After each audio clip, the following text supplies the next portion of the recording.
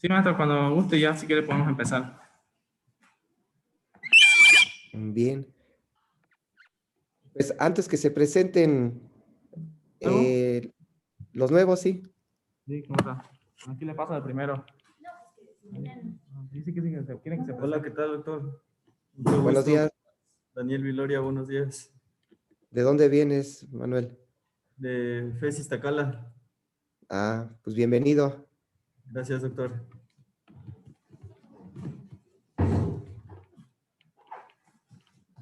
¿Qué tal, doctor? Buenos días. Buenos Adrián días. Sánchez. Vengo de Aguascalientes.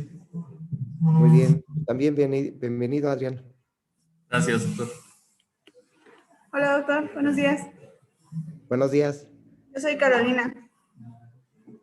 ¿De dónde viene, doctora? Pues de Michoacán, pero ahorita estaba en Campeche. Está bien, bienvenida, doctora Carolina. Gracias, doctor. Un gusto conocerlo. Igualmente.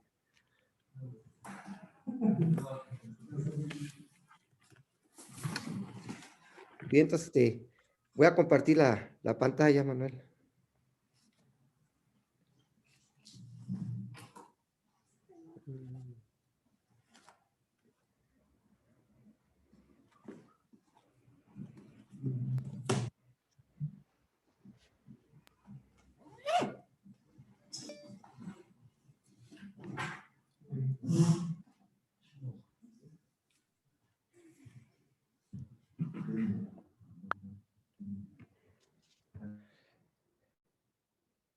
Bueno, pues muy buenos días.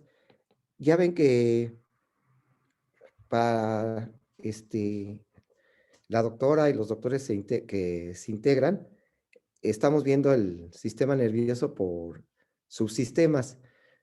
Entonces, el que no hayan tenido oportunidad de escuchar los otros sistemas, no habrá problema porque se va a ir integrando poco a poco los temas anteriores y ya regresaremos a verlos.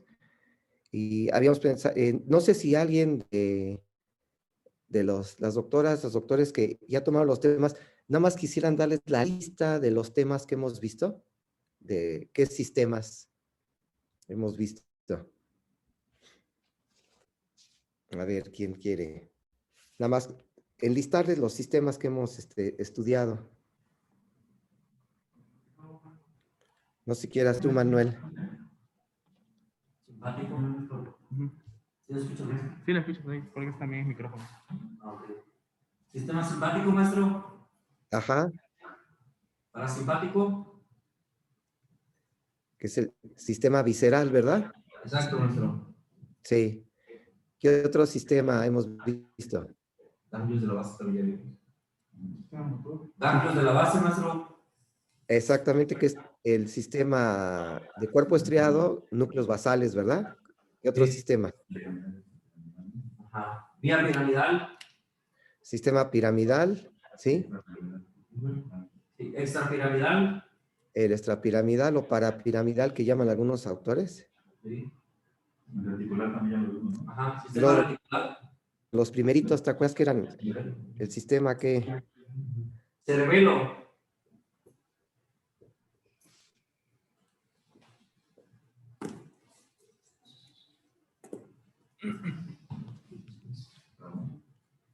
El sensitivo somático general, ¿verdad? Sí, maestro. Sí. Lo que pasa es que está fallando un poquito mi internet. Dejen ver si ya está mejor, pero un poquito mejor. Con el sistema motor somático y el sistema motor branquial, ¿verdad? Otra parte del sistema sensitivo somático general. Y ya habíamos visto el sistema vestibular.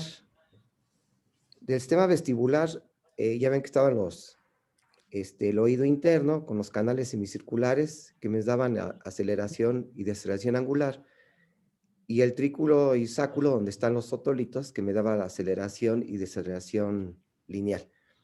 Y ya describimos el nervio vestibular, núcleos vestibulares, superior, inferior, medial, lateral y sus conexiones con el cerebro y con las fibras córtico, ¿sí?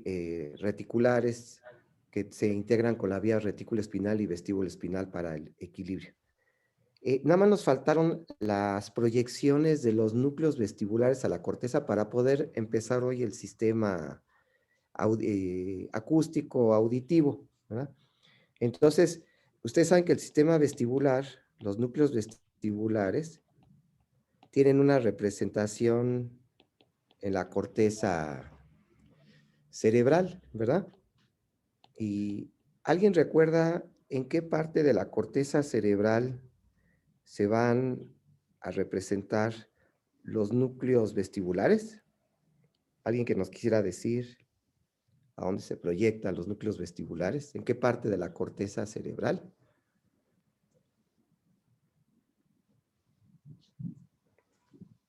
Fíjense, se los voy a poner aquí. Díganme qué porción es esta.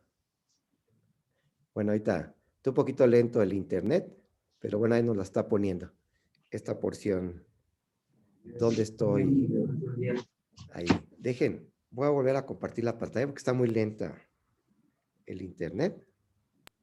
Voy a volver a compartir, a ver. ¿En qué giro está?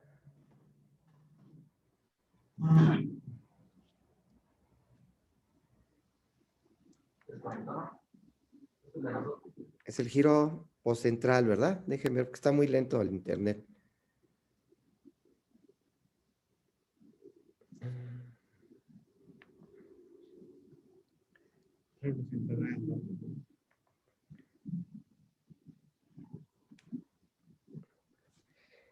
Esta porción, ya ven que está en el pie o en el extremo inferior del giro postcentral. Ya ven que este giro postcentral, ¿sí? Forma el opérculo parietal de la cisura lateral o la cisura de Silvio, ¿verdad? Aquí tenemos la cisura lateral, la cisura de Silvio, y es donde se encuentra el área somestésica secundaria, ¿verdad? Entonces dice que esta porción vestibular tiene importancia porque se va a proyectar a lo que sería parte del área somestésica secundaria, que es lo que se denomina el opérculo parietal, ahí en el labio superior de la cisura lateral, cisura de Silvio. Y se proyecta hacia la porción posterior de la ínsula, entonces también a la porción posterior del lóbulo de la ínsula, que ya ven que el lóbulo de la ínsula se encuentra en el fondo de la cisura lateral, ¿verdad? Entonces, si abren esta cisura lateral, sus labios, van a ver ahí el lóbulo de la ínsula, que tiene una proyección también a los núcleos vestibulares. También se describe una proyección, fíjense, este es el giro postcentral, y acá está el surco intraparietal, que ya ven que divide al lóbulo parietal, el lobulillo parietal superior y lobulillo parietal inferior. Entonces se dice que también tienen una proyección en esta porción, en el extremo anterior del giro del surco intraparietal. Por eso ya ven que si ven sus libros, dicen que la área vestibular se proyecta a qué lóbulo, al lóbulo parietal. Lo que sean los núcleos vestibulares están proyectando al lóbulo parietal. Ahora, la forma como llegan estos núcleos vestibulares a la corteza cerebral, si ponemos aquí parte del puente y nuestra médula oblongada, ya ven que los núcleos vestibulares los habíamos colocado el medial, lateral y el inferior en la médula oblongada y el superior en el puente. Aquí lo curioso es que estas fibras ascienden directas, ¿sí? Y se unen al lemnisco medio. Ya ven que el lemnisco medio lleva la vía propioceptiva consciente, lleva la de grácil y cuneiforme, y entonces es interesante cómo la vía vestibular y la vía propioceptiva consciente de grácil y cuneiforme, ¿sí? Van ascendiendo las dos en el lemnisco medio. Se dice que la porción medial del lemnisco medio. Sigue ascendiendo aquí en la porción medial del lemnisco medio y va a llegar al tálamo estas fibras vestíbulo talámicas y van a llegar al tálamo en el núcleo que recibe las fibras trigémino talámicas. Ya ven que el tálamo en una vista lateral tiene un polo anterior y un polo posterior Y si lo vemos por arriba, ¿se acuerdan que estaba de esta disposición? Donde teníamos el tálamo izquierdo, el tálamo derecho, y divididos por la lámina medular interna en 3 rebanadas. Y entonces, una vista lateral, que es la que estamos viendo aquí, se divide en núcleos dorsales y ventrales. ¿Se acuerdan que los dorsales, el lateral dorsal, lateral posterior, y el que tiene forma de almohadita, que es el pulvinar? Y los ventrales, ¿se acuerdan que tenemos el ventral anterior, ventral lateral, y el que nos interesa ahorita es el ventral posterior? Ya que este ventral posterior se subdivide en ventral posteromedial y ventral posterolateral. Entonces, estas fibras de los núcleos vestibulares que ascienden con el lemnisco medio van a llegar a esta porción, al ventral posteromedial, que es donde ascienden las fibras trigémino-talámicas, que lleva la sensibilidad de tacto, dolor, temperatura de la cara. Y de ahí se van a dirigir del tálamo, ya se van a dirigir a la corteza cerebral, a lo que comentábamos, principalmente al lóbulo parietal, en el opérculo parietal, donde está el área somestésica secundaria, y a la porción posterior de la ínsula, así como también al extremo anterior del surco intraparietal. Esas serían las proyecciones de los núcleos vestibulares hacia la corteza cerebral, con su relevo en el tálamo y ascendiendo, ¿sí?, en la porción medial del lemnisco medial. Fíjense, para concluir el sistema vestibular, vamos a ver las pruebas de exploración que utilizamos en el sistema vestibular. Ya ven que no lo hacemos de rutina, pero vamos a suponer que es un paciente que está en estado de coma y descartamos que tenga una lesión, ¿sí?, cervical. Es decir, no estamos hablando de un paciente politraumatizado, sino puede llegar a un coma metabólico, un coma orgánico por una hemorragia intracraneal con un deterioro rostro-caudal y el paciente está en coma. Y aquí podemos estudiar, ¿sí?, unos movimientos oculares. ¿Alguien se acuerda cómo se llaman esos movimientos oculares que ustedes pueden explorar en el paciente en coma y que descartaron lesión cervical? ¿Alguien que nos quiera recordar cómo se llaman estos reflejos?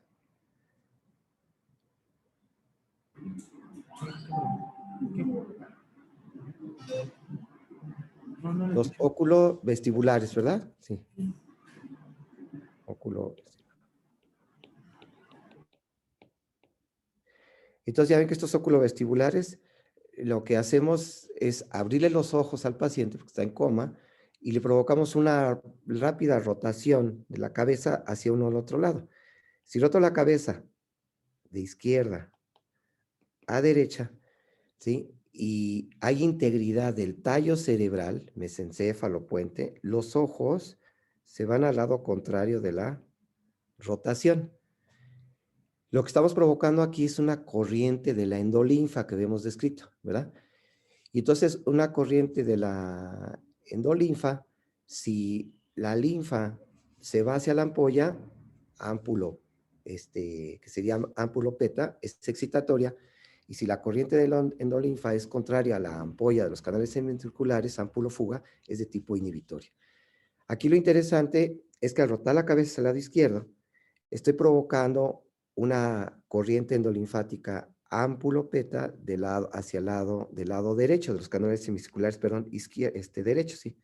Este es izquierdo, perdón, y este es derecho. La roté hacia el lado izquierdo. Y entonces los ojos, estoy estimulando los núcleos vestibulares del lado derecho y los ojos se van lentamente hacia el lado derecho. Ahora, aquí es importante que el paciente esté en coma, es decir, no está consciente, y entonces, por lo tanto, al estar inconsciente, no fija la mirada, porque ya ven que normalmente los ojos tienden a fijarse con movimiento de la cabeza o cuando ven los ojos un movimiento de un objeto que se está moviendo delante de ellos, ¿no? Como cuando estamos viendo pasar los carros del tren o del metro, ¿verdad? Los ojos se van lentamente siguiendo el movimiento hacia donde se dirigen los vagones del tren. Entonces, es un movimiento inconsciente de lóbulo occipital y de ahí provoca los movimientos en forma refleja automática inconsciente. Aquí el paciente está inconsciente, su occipital no está activo, pero su tallo cerebral sí está activo. Y entonces se estimulan los núcleos vestibulares, ¿verdad? Que están aquí en el puente y la médula oblongada. Y al estimularse los núcleos vestibulares, en este caso el del lado derecho, ¿sí? Provocan que se estimule el núcleo del sexto, del lado derecho, y el ojo se va hacia afuera, el ojo derecho. Y se acuerdan que iba al fascículo anterior medial que ascendía, llega al núcleo del tercero, del lado izquierdo en este caso, y estimula el recto medial del ojo izquierdo. Entonces aquí fue estimulación del sexto y aquí del tercero, y comunicados por el fascículo longitudinal medial. Entonces está activo este arco reflejo si está íntegro el tallo cerebral. Si hay una lesión del tallo cerebral, por ejemplo, si hubiera una lesión a nivel del mesencéfalo, al rotar la cabeza hacia el lado izquierdo, estimulo los del lado derecho, se iría un ojo hacia afuera, el del sexto porque está en el puente, pero el otro ojo se quedaría en posición primaria, porque ya no actuaría el tercero del lado izquierdo por lesión a nivel del mesencéfalo. Y si la lesión está a nivel del puente, pues ya se lesionaron los núcleos vestibulares, y entonces, si rotamos la cabeza del paciente, los ojos se quedan en posición primaria, se quedan fijos, ¿verdad? Entonces hay ausencia de los reflejos oculovestibulares. Ya ven que eso lo explora uno en el deterioro rostrocaudal. En la fase cortical difusa o diencefálica, todavía está íntegro el tallo cerebral y vemos que sí hay estos movimientos oculovestibulares, o también le llaman los óculos cefálicos, ¿verdad? Propiamente serían los óculos cefálicos, que es movimiento de los ojos al rotar la cabeza. Lo mismo sucede, ¿verdad? Si rotamos la cabeza, si la extendemos, los ojos van hacia abajo, y si la flexionamos, los ojos se van hacia arriba. Normalmente este reflejo pues, no lo podemos explorar en paciente despierto porque está fijando la mirada y se inhibe este reflejo debido a que está activo el occipital.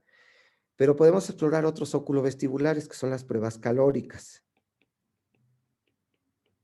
Este sí lo puedo explorar en el paciente despierto.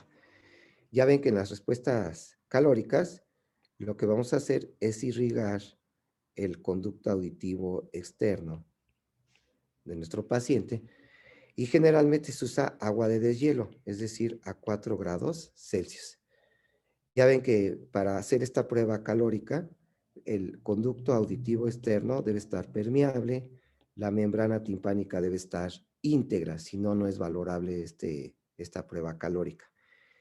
Se va a tratar de influir en la temperatura del oído interno, en la energía cinética de las moléculas de la endolinfa. Y entonces el canal semicircular que está más lateral, cerca de la mastoides, es el canal semicircular lateral o externo, que ya ven que está inclinado 30 grados hacia abajo. Entonces, para que esté totalmente perpendicular al plano horizontal de la cama del paciente, levantamos la cabeza 30 grados. Entonces hay que levantar la cabeza 30 grados para que quede totalmente perpendicular el conducto auditivo externo al plano horizontal de la cama del paciente. Si irrigo el oído derecho, la respuesta primera que voy a encontrar en un paciente despierto es que los ojos se van lentamente hacia el oído irrigado, en este caso del lado derecho.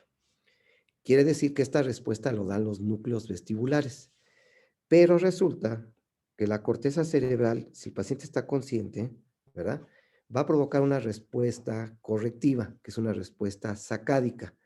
Y entonces el lóbulo frontal derecho descienden las fibras corticonucleares que van a actuar a nivel del puente del lado izquierdo, en el centro de la mirada horizontal del lado izquierdo, que ven que describimos que era la formación reticular paramediana pontina. Y entonces este frontal del área 8 de Brodmann, sus fibras corticonucleares, lo que van a provocar, ¿sí?, es estimular a la formación reticular paramediana pontina del lado izquierdo, que desvía rápidamente la mirada hacia el lado izquierdo. Y entonces el paciente va a presentar movimientos de sacadas rápidos hacia el lado contrario del oído irrigado. Y entonces presenta un nistagmus, ¿verdad? Ustedes saben que el nistagmus, el más común, es el que tiene una fase rápida y una fase lenta. Y siempre lo describimos por la fase rápida, pero hay que recordar que el lado del estímulo nos da la fase lenta. Se describe de la fase rápida porque es la más visible. Quiere decir que si riego con agua de deshielo el oído derecho de mi paciente y el paciente está consciente con la corteza cerebral íntegra, va a presentar una fase lenta hacia el lado derecho, pero una fase rápida hacia el lado izquierdo. Por eso se dice que los ojos huyen del agua fría. Pero ¿qué sucede si el paciente está en coma, el frontal está inactivo, pero su tallo cerebral aún está íntegro? Entonces, este paciente que está en coma, pero con tallo cerebral íntegro, al irrigar con agua de deshielo el oído derecho, solamente se va a presentar la fase lenta del nistagmus. Es decir, en realidad no hay nistagmus, sino hay una desviación tónica de los ojos hacia el agua fría. Este es cuando la corteza cerebral está inactiva y el tallo cerebral está íntegro. Pero ¿qué sucede cuando hay una lesión del tallo cerebral? Pues sucede lo que veíamos como estaba en los reflejos oculocefálicos, ¿verdad?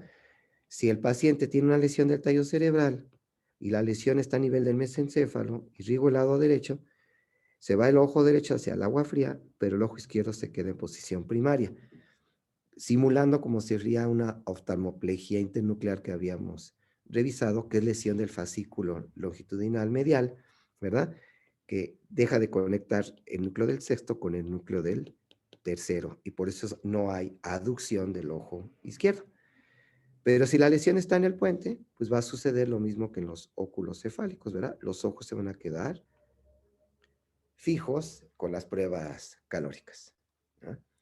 Ya ven que con el agua tibia resulta lo contrario, ¿verdad? Ponemos agua tibia a 24 grados Celsius y entonces los ojos se acercan al agua tibia, nistagmus hacia el agua tibia cuando el paciente está consciente y está el paciente en coma y riego con agua tibia, se van al lado contrario, los ojos en fase tónica. ¿Ok?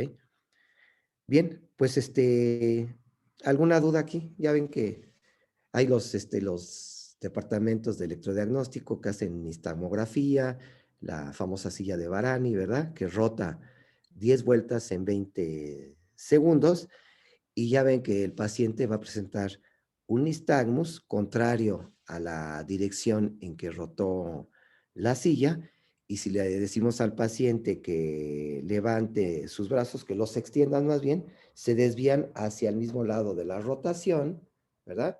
Y si el paciente lo hacemos caminar, hay una lateropulsión de la marcha hacia el lado de la rotación.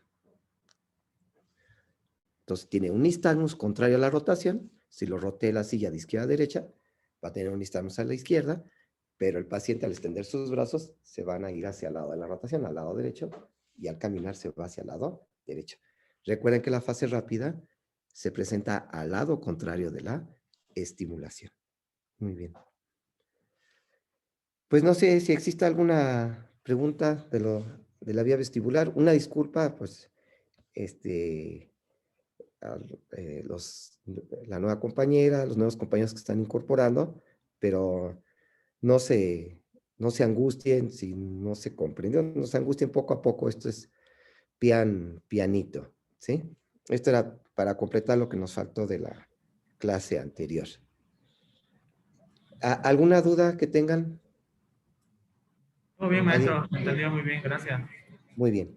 Entonces, ahora sí, ya entraríamos en materia del tema que iniciaremos a valorar el día de hoy, que sería el sistema auditivo. Como saben, el sistema auditivo es muy importante para la integración del lenguaje verbal, ¿verdad? Como los niños que tienen una anacusia de nacimiento por una agenesia, por ejemplo, del oído interno, aparte de que tienen problemas del equilibrio, porque muchas veces hay agenesia también del sistema vestibular, que tienen problemas de orientarse cuando hay poca iluminación en el cuarto, o cuando se sumergen en una alberca. Estos niños tienen muchos problemas porque tienen agenesia del sistema vestibular, y por otro lado, pues tienen trastornos del lenguaje. Vamos a empezar así de lo más elemental. Ustedes saben que el oído se divide en oído externo, oído medio y en oído interno, que el oído externo pues, es el pabellón auricular, ¿verdad? Que es el que es capaz de percibir, de captar los sonidos, Y tenemos el conducto auditivo externo, ¿verdad? 2.5 centímetros con su porción cartilaginosa en su porción lateral y su porción ósea en la porción medial, dirigiéndose hacia abajo, adelante y medialmente, y por eso hay que jalar el pabellón auricular hacia arriba, hacia atrás y ligeramente hacia afuera para poder ver la membrana timpánica. Ya que la membrana timpánica tiene una angulación de 55 grados hacia el piso del conducto auditivo externo. Después tenemos ya nuestra caja del tímpano. Ya que esta caja del tímpano tiene importancia porque presenta los huesecillos del oído, ¿verdad? Que es mie, martillo, el yunque y el estribo, ¿verdad? Esos serían nuestros martillo, yunque y estribo. Y saben que el estribo, ¿verdad? Se va a estar articulando con la ventana vestibular o la ventana oval, ¿sí? En la pared medial de la caja del tímpano. Ahora, ustedes saben que si comparamos la membrana timpánica con la superficie de la ventana oval, ahí donde se está fijando el ligamento anular de la platina del estribo, es mucho mayor la superficie de la membrana timpánica que la superficie de la ventana oval donde se articula allí el estribo. Entonces se comenta que se incrementa esta vibración de las ondas sonoras, ¿sí? Que captó el conducto auditivo externo y el pabellón auricular, esta vibración se incrementa 50 veces, ¿sí? Entre la membrana timpánica y la ventana oval, ¿sí? Por la diferencia de superficie que tiene mucho mayor la membrana timpánica que la membrana de la ventana vestibular. Entonces, esto hace que la vibración, ya ven que los huesecillos del oído están oscilando y provocan una especie como de pistón que entra y sale, la platina del estribo, ¿sí? A nivel de la ventana oval. Muy bien. Si nos vamos ahora al oído interno, ustedes saben que el oído interno pues, está constituido por los canales semicirculares, el vestíbulo, ¿sí? Y el caracol, que forman el llamado laberinto óseo, ¿verdad? Entonces tengo mi laberinto óseo formado por los canales semicirculares, que los describimos en el sistema vestibular, el canal semicircular, el superior, ¿sí? El anterior, el posterior y el lateral o externo. Son nuestros canales semicirculares. Después tenemos el vestíbulo, que es esta pequeña cavidad helicoidal que está entre los canales semicirculares y lo que sería el caracol. Eso constituye mi laberinto óseo que está dentro del peñasco. Dicen, ya ven que los otorrinolaringólogos dicen que es un hueso dentro de otro hueso. Ya ven que cuando está fresando el otorrino, el otoneurólogo está fresando el peñasco, ¿sí? Cuando ya está sobre el laberinto óseo, es mucho más duro el hueso, ¿verdad? Y es cuando dicen un hueso dentro de otro hueso, que es lo que va a formar el laberinto óseo dentro del peñasco del temporal. Ahora, dentro de este laberinto óseo se encuentra el laberinto membranoso, ¿no? Entonces, el laberinto membranoso está formado por los conductos semicirculares que están desembocando en el utrículo comunicándose con el sáculo, ¿verdad? Y entonces vamos a tener el laberinto membranoso, formado por los conductos semicirculares que están dentro de los canales semicirculares. Y tengo el utrículo y el sáculo que se encuentran dentro de mi vestíbulo. Y por último, el sáculo, por el conducto de reunión, se está comunicando con el conducto coclear que se localiza dentro del caracol, ¿verdad? Entonces sería el otro elemento, es el conducto coclear que se localiza dentro del caracol. Ya ven que entre el laberinto óseo y el laberinto membranoso, ¿sí? Se encuentra aquí la perilinfa. Entonces, todo esto sería perilinfa. Entre el laberinto óseo y el laberinto membranoso estaría la perilinfa. Mientras que la endolinfa se va a encontrar en el interior del laberinto membranoso. Ya ven que la perilinfa tiene características de líquido extracelular con poco potasio y el líquido, y la endolinfa, ¿sí? Características de líquido intracelular con gran cantidad de potasio.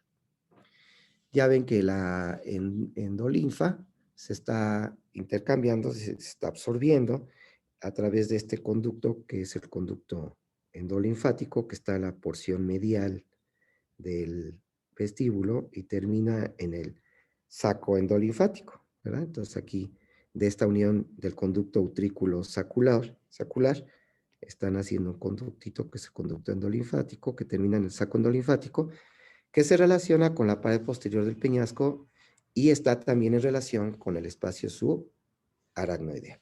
Ese es el sitio donde está absorbiendo la endolinfa. En cambio, la perilinfa, ya ven que la perilinfa hay un pequeño, ¿sí?, conductito que está aquí en relación con el caracol, ya veremos que con la rampa o escala timpánica, ¿sí?, que es el canalículo coclear. Y este canalículo coclear también está en comunicación con el líquido cerebroespinal y es la forma como se está intercambiando lo que sería la perilinfa en el conducto coclear y la endolinfa en el, ¿sí?, conducto endolinfático con su saco endolinfático. Muy bien. Quiere decir que este efecto de pistón que hace el estribo en la ventana oval va a provocar ondas en la perilinfa, pero también en la endolinfa, y entonces vamos a ir hacia la porción del caracol. Entonces, primero, hablando del caracol, que es parte del laberinto óseo, ya ven que este caracol tiene más o menos 2.5 vueltas. Se describe una base y tiene un vértice. La base, sí, está viendo posteromedial y se está relacionando con el fondo del conducto auditivo interno. Entonces, si hacemos un esquema, esto lo ven ustedes en las tomografías y mejor todavía en las resonancias. Si viéramos el peñasco del lado derecho, ¿verdad? Acá está su borde superior del peñasco, ya ven que separa el piso anterior del piso medio. Esta sería la cara anterior y la cara posterior de las caras endocranianas del peñasco. Esto es medial y esto es lateral.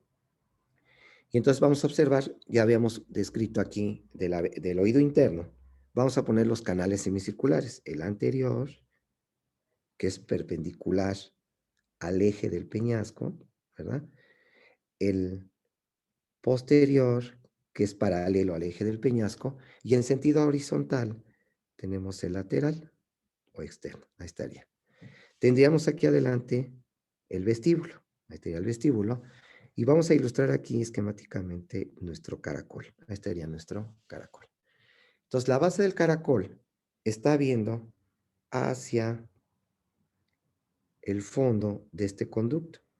Ya ven que en la cara posterior del peñasco se encuentra el poro acústico interno que me comunica al conducto auditivo interno, ¿verdad? Entonces, conducto auditivo interno, donde va pasando el nervio facial, donde está pasando el nervio coclear y el nervio vestibular, el octavo par, y aunque pasa también la arteria laberíntica o arteria auditiva interna, que es rama del tronco basilar o a veces es rama de la arteria cerebelosa antero-inferior. Entonces, aquí lo interesante es este conducto auditivo interno, su fondo está en relación con la base de nuestro caracol, que es posteromedial. Quiere decir que el vértice es anterolateral y la base es posteromedial. Entonces, este caracol, si tratamos de ilustrarlo, ¿no?, lo pondríamos de esta forma, así que pondríamos aquí esquemáticamente sus vueltas del caracol. Vamos a hacer un corte longitudinal siguiendo su eje del caracol. Aquí abajo estaría su base y acá está su vértice, que ya describimos en qué posición está, ¿verdad? Está en sentido horizontal, su vértice anterolateral y su base posteromedial. Vamos a observar que este caracol, que es laberinto óseo, en su porción central presenta una especie de una columna que está hueca, que recibe el nombre de modiolo. Esto es puro, es hueso, esto es lo que estamos aquí tratando de representar, ¿verdad? Entonces presenta lo que se recibe el nombre de modiolo. Este modiolo está hueco y presenta en su periferia, aquí es un corte, ¿sí?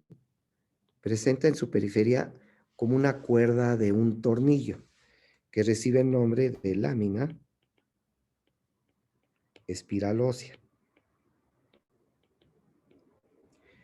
Y este modiolo está hueco porque en su interior presenta un ganglio que tiene gran cantidad de neuronas bipolares, que es el ganglio espiral, que tiene neuronas bipolares y que se encuentra dentro de este tornillo hueco, que es el modiolo, y cuya cuerda del tornillo se llama lámina espiral ósea. Vamos a poner las paredes del caracolito, aquí así, estas son las paredes, vamos a poner que este fuera hueso, ¿verdad? Las vueltas del caracol, todo esto es huesito. Aquí ya en el vértice está el huesito formando las paredes. Ahora bien, ustedes saben que en esta lámina espiral ósea se va a estar fijando la otra porción que decíamos del laberinto membranoso, que es era el conducto coclear. Entonces el conducto coclear, que es parte del laberinto membranoso, se va a estar fijando a la lámina espiral ósea. Entonces vamos a ponerlo aquí. Y este es el conducto coclear cortado. Ahí está el conducto coclear, fijándose a mi lámina espiral ósea. Entonces, lo que está haciendo este conducto coclear, ya ven que divide a las vueltas del caracol, que es el laberinto óseo, en dos rampas.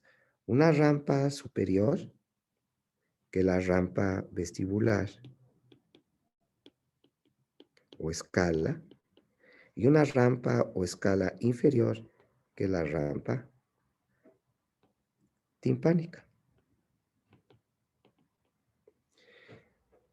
Divididas o separadas por el conducto coclear, y estas rampas son parte del laberinto óseo, mientras que el conducto coclear es parte del laberinto membranoso. Quiere decir que en las rampas vestibulares y timpánicas hay perilinfa, y en el conducto coclear pues está la endolinfa.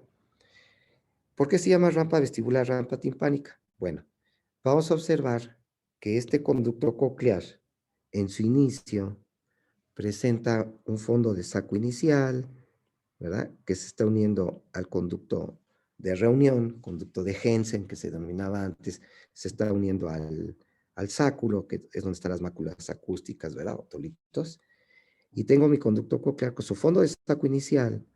Y después, el conducto coclear va dando vueltas, 2 vueltas y media, fijándose en la lámina espiral ósea, y termina también en un fondo de saco, que es el fondo de saco terminal. De tal manera que en el vértice del caracol, ¿sí? Como ya no hay conducto coclear porque termina en un fondo de saco, se van a comunicar las dos rampas del caracol, y es lo que se denomina helicotrema, ¿verdad? Entonces el helicotrema se encuentra en el vértice del caracol y es donde termina el conducto coclear, y es donde es posible comunicar la rampa o la escala vestibular con la escala timpánica. Y entonces de esa forma podemos ver por qué se llama la escala vestibular. La escala vestibular, aquí lo estamos viendo, ¿sí? Está comunicando aquí, déjame poner otro color, a ver que se ve un poquito mejor. Ando aquí en el vestíbulo, y entonces aquí si estoy en el vestíbulo, veo que aquí por arriba del conducto coclear me puedo ir, y me estoy comunicando por arriba del conducto coclear. Voy por la rampa vestibular. Llego al vértice del caracol, llego al fondo de saco terminal del conducto coclear y llego a la helicotrema, y después bajo, ahora por abajo del conducto coclear, y voy bajando por la rampa timpánica, que va a terminar, esta rampa timpánica va a terminar en la pared medial de la caja del tímpano. Y ya ven que aquí se encuentra otra pequeña ventana, ¿verdad? Aquí otra pequeña ventana, ¿sí? Que va a ser la ventana redonda, donde se encuentra una membrana fibroelástica que le llaman el tímpano secundario, y se dice que absorbe las ondas que se provocaron en la endolinfa y perilinfa para que no regresen y vaya a provocar cierta interferencia en la percepción de los sonidos que vamos a ver posteriormente, ¿verdad? Aquí es donde se presenta el famoso fenómeno allí degenerativo de la otoesclerosis a nivel de esta ventana redonda, ¿verdad? O también le llaman ventana timpánica porque se comunica con la rampa timpánica del caracol. Bien. No sé, ¿hay alguna duda hasta ahorita en esta parte? ¿Alguna duda que tengan? Maestro, está todo bien. Gracias. Entonces, fíjense, vamos a ver el conducto coclear, que es el importante. Entonces, vamos a hacer un esquema donde pongo el conducto coclear, que tiene forma triangular, ¿sí? Tiene una membrana superior, que es la membrana vestibular, una pared lateral y un piso, que es la membrana basilar. Entonces tengo aquí la membrana basilar. Aquí está la membrana vestibular, que los está separando de las rampas, ¿verdad? Quiere decir que aquí estaría mi rampa vestibular y acá está mi rampa timpánica. Recuerden que la porción lateral se encuentra un ligamento, que es el ligamento espiral. Este ligamento espiral tiene la característica que se está fijando a la membrana basilar. Entonces aquí tengo mi ligamento espiral. Recuerden que este ligamento espiral es muy tenso en la base del caracol, ¿sí? Y ya está más relajado hacia el vértice del caracol. Es decir, aquí estamos viendo que se está fijando. Aquí es la fijación. Si yo extendiera aquí la rampa basilar y el ligamento espiral, si yo los extendiera, ¿verdad? Tendría, vamos a poner aquí la rampa, la membrana basilar, y aquí voy a poner el ligamento espiral. Quiere decir que el ligamento espiral se está fijando a una membrana basilar, y es una membrana basilar que en la base del caracol es angosta. Entonces, aquí estaría la base y este es el vértice. Esto permite que en la base, ¿sí?, la membrana basilar esté muy tensa porque es angosta y hay una gran cantidad de ligamento espiral. Mientras que en el vértice, la membrana basilar está menos tensa porque es más ancha y el ligamento espiral es más angostito. Esto nos está dando la división tonotópica para los sonidos. Quiere decir que los sonidos agudos de alta frecuencia se van a percibir en la base del caracol, mientras que los sonidos graves de baja frecuencia se van a percibir mejor en el vértice del caracol y aquí en toda la transición de agudos y de graves. Entonces, desde ahí empieza la división tonotópica de los sonidos. Entonces, quiere decir que si hacemos un esquemita aquí del conducto auditivo externo, membrana timpánica, el martillo, el yunque que tiene forma de muela y el pequeño estribo con su ventana, su platina en la ventana oval, y aquí tenemos el vestíbulo, y aquí esquemáticamente vamos a poner la ventana redonda, ¿verdad? Aquí esquemáticamente pondría los canales semicirculares, estos canales semicirculares se pongan al utrículo y este al sáculo, y el sáculo comunicándose con el conducto coclear, y pondría el caracol extendido. Y dentro del caracol pondría el conducto coclear, ¿verdad? Y entonces, al provocarse este efecto de pistón que decíamos de la platina del estribo, va a provocar ondas que van a ir de la rampa vestibular a la rampa timpánica. Y dependiendo de vamos a decir, de la frecuencia de los sonidos, se van a provocar también las frecuencias de vibración de la endolinfa y perilinfa, ¿verdad? De tal manera que aquí se van a describir, se van a identificar los sonidos agudos y acá los sonidos graves. Y esto, decíamos, depende de la tensión que tenga la membrana basilar. Ahora, ¿por qué es importante la membrana basilar? Bueno, vamos a seguir estudiando. Voy a poner aquí el epitelio que está cubriendo a la ligamento espiral, ¿verdad? Y aquí hay una pequeña estructura muy vascularizada, que es la estría vascular, que se dice que es donde se está produciendo la endolinfa. Después tenemos la porción basilar del conducto coclear, que es la más importante. Y entonces aquí voy a poner dos tipos de células en la membrana basilar. Tengo unas células, ¿sí?, de sostén y unas células ciliadas que van a ser las importantes que van a percibir el sonido. De las células de sostén, ya ven que si ven la histología, tiene en la porción aquí primero lateral, periférica, ¿sí?, las células de sostén externas, que también le llaman de las células de Jensen. Estas son las células de Jensen. Después tiene unas células un poquito más grandes, que le llaman las falángicas externas. Todas son de sostén. Estamos escribiendo las de sostén. Las de Jensen, que son las externas. Medialmente tengo las falángicas externas. Y arriba de estas falángicas externas voy a tener parte de las células ciliadas. Y entonces vamos a poner aquí células ciliadas sobre las falángicas. Y son las células ciliadas externas. Estas células ciliadas externas son más o menos en número de 25,000 de células ciliadas externas. Y esas células ciliadas externas que están sobre las falángicas externas, que son de sostén, tienen la característica que se disponen a todo lo largo del conducto coclear en forma de grecas. Se disponen así. En forma de grequitas, así. Esta es la disposición de estas células ciliadas internas, que son 3 hileras en la base, pero ya llegan a ser hasta 5 hileras, así, de células ciliadas externas en forma de grecas, hasta 5 hileras a nivel del vértice. Es la característica de las ciliadas externas.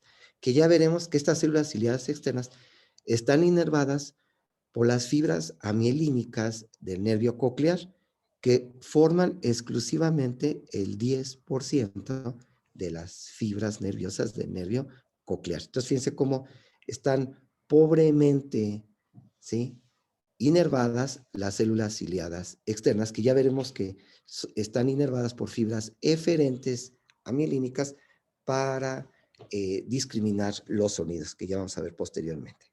Entonces, esas son las células ciliadas externas que se disponen en forma de grecas. Ahora, si me voy a las células de sostén internas, tendríamos primero aquí unas que están muy cerca del vértice del conducto coclear, verá que son las células del borde interno. Son las células del borde interno, que no son más que células de sostén. Después tengo pues ahora las falángicas, ¿verdad? Pero ahora serían las falángicas internas. Y estas falángicas internas sosteniendo a las células ciliadas, pero ahora las células ciliadas internas. Que a diferencia de las externas, estas solamente se disponen en una sola hilera y son en mucho menor número. Entonces, las ciliadas internas, que son las más importantes para la percepción de los sonidos, solamente son 7,000 fibras. Fíjense, aquí nos está dando el total de fibras. Más o menos, bueno, son 7,000 fibras, ¿sí? O más bien 7,000, no fibras, sino 7,000 células ciliadas internas, que van a estar inervadas por las fibras mielinizadas del nervio coclear, ¿sí?, que corresponde al 90% de las fibras del nervio coclear, ¿sí? En cambio, estas 25,000 células ciliadas externas están inervadas por el 10% de las fibras del nervio coclear, que son las amielínicas. Ahora, entonces, vamos a observar que aquí es donde estaría, vamos a poner, aquí es donde estaría la lámina espiral, ¿verdad? Aquí estaría la lámina espiral ósea, ¿verdad? Y arribita de él se encuentra el limbo, es un engrosamiento del periósteo, que es lo que le llaman el limbo, ¿sí? El limbo espiral, que no es más un engrosamiento del periósteo, del laberinto óseo, en este caso del caracol. Entonces, aquí lo interesante es que entre este engrosamiento del limbo espiral y propiamente la lámina espiral ósea es donde se encuentran las fibritas nerviosas que vienen, decíamos, del ganglio espiral que habíamos colocado dentro del modiolo, ¿verdad? Entonces aquí viene el ganglio espiral y va a mandar sus fibritas periféricas, estas neuronas bipolares, ¿sí? Que van a inervar a las células ciliadas internas y a las células ciliadas externas. Las externas las amielínicas, 10%, y las internas las mielínicas.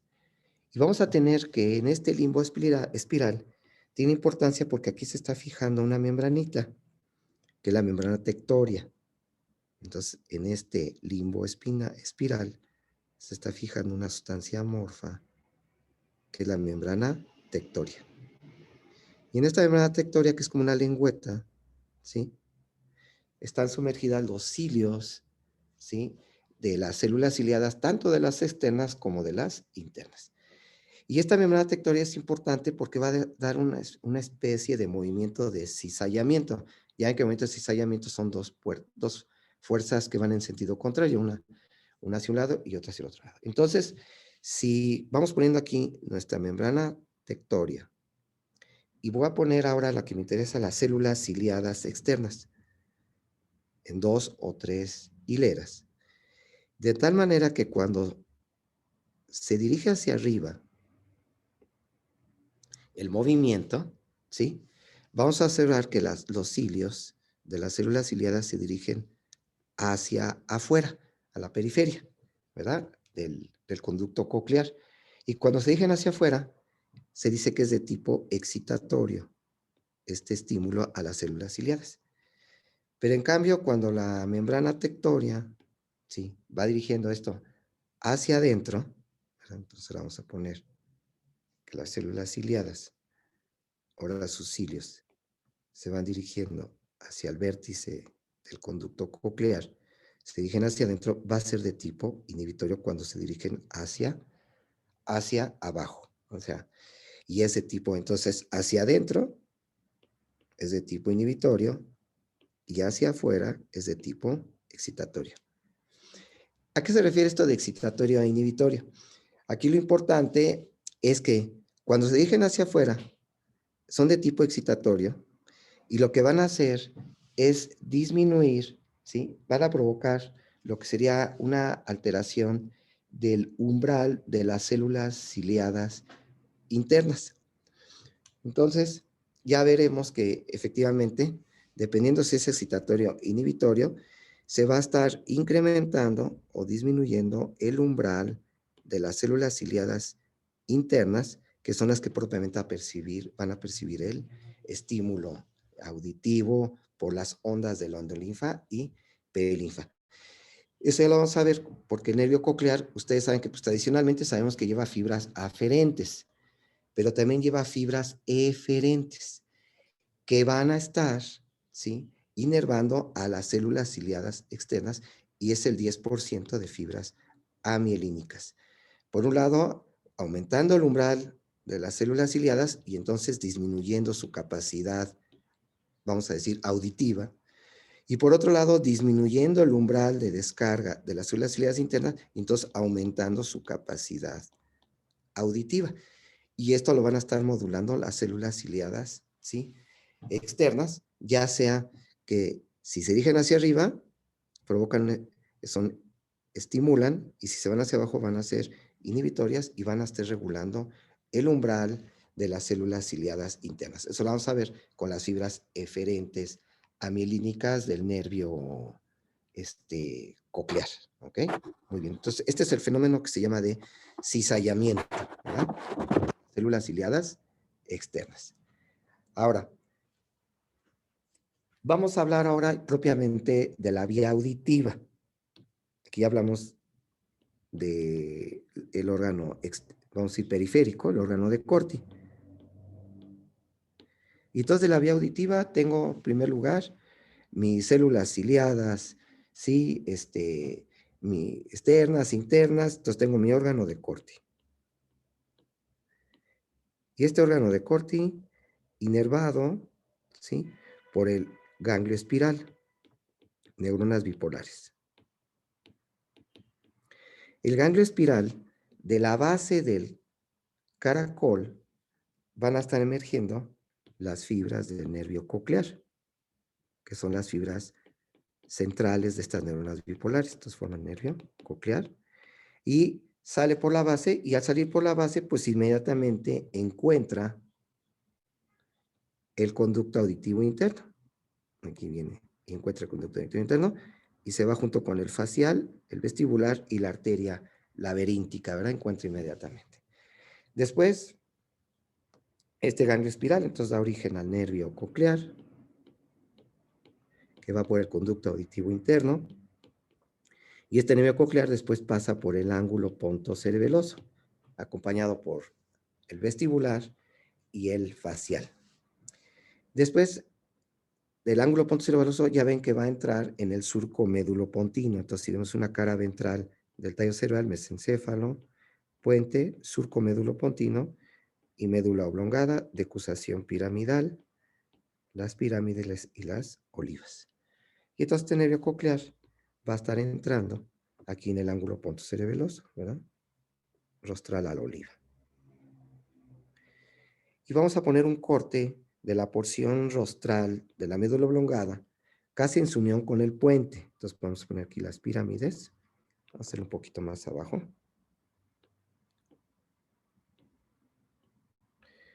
Y entonces vamos a poner aquí las pirámides, y después las pirámides, las olivas, y el pedúnculo cerebeloso inferior y el piso del cuarto ventrículo, ¿verdad? Voy a poner aquí, este sería el pedúnculo cerebeloso inferior. Ya ven que son fibras que comunican la médula oblongada con el cerebelo, y es donde van principalmente las fibras vestíbulo-cerebelosas y cerebelo-vestibulares. Y entonces vamos a tener que en esta porción, la porción de la unión ponto-vulvar, se van a encontrar los núcleos cocleares, que se encuentran posteromedial y anteromedial al pedúnculo cerebeloso inferior. Entonces son los núcleos cocleares ventral y dorsal. Entonces aquí tengo el núcleo coclear dorsal y el núcleo coclear ventral. Algunos autores el núcleo coclear ventral lo dividen en dos porciones, una porción anterior y una porción posterior. Entonces es más grande que el núcleo coclear dorsal. Entonces este nervio coclear pues va a llegar, decíamos, por el ángulo pontocerebeloso y va a hacer sinapsis, ¿sí?, con los núcleos cocleares, tanto el ventral como en el dorsal.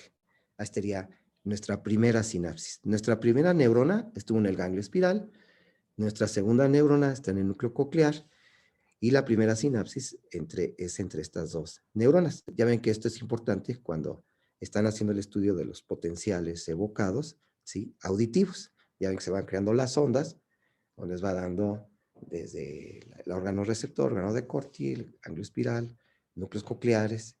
Muy bien. Entonces, vamos a tener que se van a formar fibras que se van a decusar. Entonces, vamos a tener fibras que se decusan.